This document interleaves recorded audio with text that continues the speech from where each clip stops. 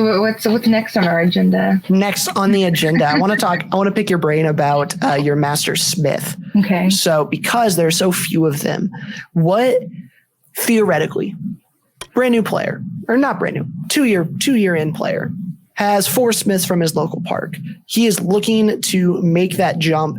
He doesn't see very many master smiths in the kingdom, doesn't know what the next step is. This person is sitting at 4 smiths. What's the next step for them? How do they break into that upper echelon of smith work? Well, I think it depends on the layout of your area. I mean, luckily here locally, we have regions known as grand duchies. That's not very common in all the kingdoms.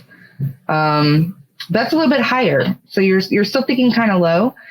Honestly, what I did is I wrote a quest that took place over several weeks. I went to the monarch and I was like, hey, I want to run this.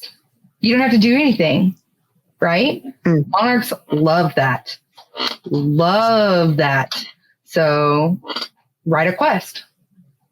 Get some people to help you run it and read it. Run it for your local park.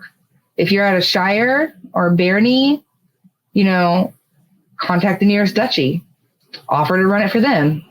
Just start designing quests or events. Like I got a lot of my smiths because we would have holidays, like Easter. I did a big Easter event with a bunch of different Easter games.